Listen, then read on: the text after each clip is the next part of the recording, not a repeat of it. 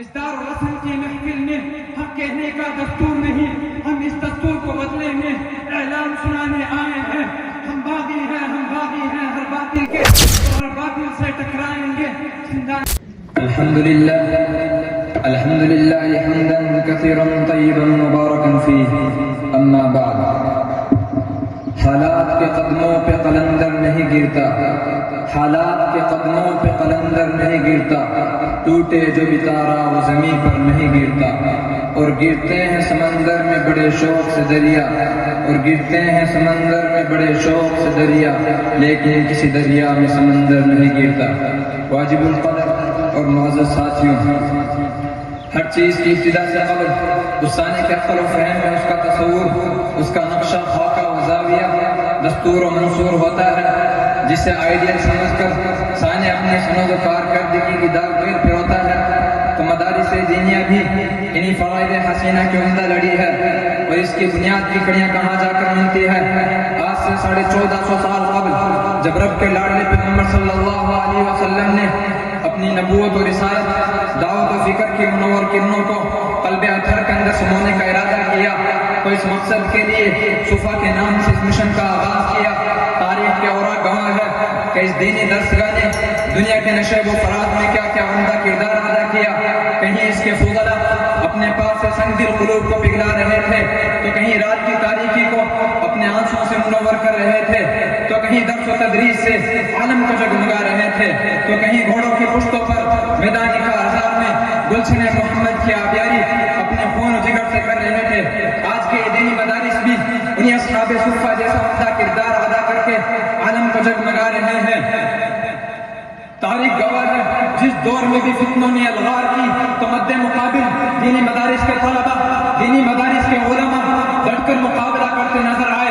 پھر میں کیوں نہ کہوں قل ھذہ سبیلی ادعو الی اللہ کے عملی کردار یہی مدارس ہے۔ ان اللہ اشتری من المؤمنین انفسهم کے حقیقی مصداق یہی مدارس ہے۔ فاضربوا فوق الاعناق واضربوا منهم كل بنان کے حق ادا کرنے والے یہی دینی مدارس ہے۔ معزز ساتھیوں، میں جب ماضی کی نظر سے دیکھتا ہوں تو مجھے آریہ کے خلاف آواز اٹھتی نظر آتی ہے۔ میں جب تاریخ سے پوچھتا ہوں آریہ کے خلاف آواز بلند کرنے والے کون تھے، عیسائیت کے خلاف علم جہاد بلند کرنے والے کون تھے، عیسائیت و شبائیت کے خلاف آواز اٹھانے والے کون تھے، غیر ملکی سامراج کا خاتمہ کرنے والے کون تھے، مکمل آزادی کا نصب العین کس نے دیا؟ تو تاریخ پکار کے اعلان کرتی ہے یہی مدارس کے علماء فضلاء تھے جنہوں نے ہر ظلم کے خلاف علم جہاد بلند کیا، ہر ظلم کو خندہ پیشانی سے قبول کیا۔ نہ ہاتھ کھڑے ان کا راستہ روک سکی، نہ بیڑیاں ان کو جھکا سکی، نہ ستم ان کو جھکا سکا، بلکہ آگے بڑھ کر اعلان کر دیا یہ فتن و شر کے پروردہ تخریب کا سامان لا کریں، یہ فتن و شر کے پروردہ تخریب کا سامان لا کریں، ہم بزم سجانے آئے ہیں، ہم بزم سجا کر جان لیں گے۔ سامعین اکرام، آج انہی مدارس کے خلاف پروپیگنڈا زور و شور پر ہے، اور ان پر نوے اعتراضوں کے گول در گول ہیں۔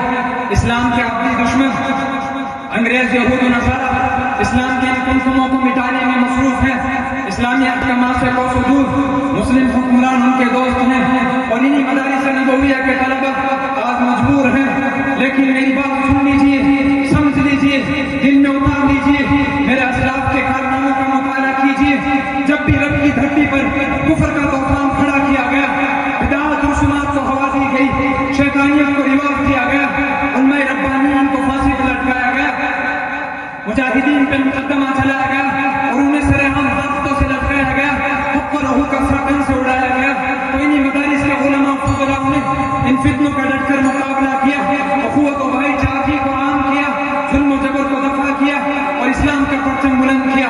اور وَقُلْ جَاءَ الْحَقُّ وَزَهَقَ الْبَاطِلُ إِنَّ الْبَاطِلَ كَانَ زَهُوقًا کا شمع عیاں کیا، جس کی چمک دمک آج مشرق سے مغرب تک، شمال سے جنوب تک نظر آ رہی ہے۔ ان مدارس کے کردار کا نتیجہ ہے کہ یہاں پر آنے والوں نے حق و باطل کے درمیان پہچان کر کے اعلان کر دیا۔ اس دار و رسم کی محفل میں حق کہنے کا دستور نہیں، ہم اس دستور کو بدلیں گے، اعلان سنانے آئے ہیں، ہم باغی ہیں ہر باطل کے اور ہر باطل سے ٹکرائیں گے، زندان کی زینت بن کر ہر باطل سے منائیں گے۔ وما علینا الا البلاغ۔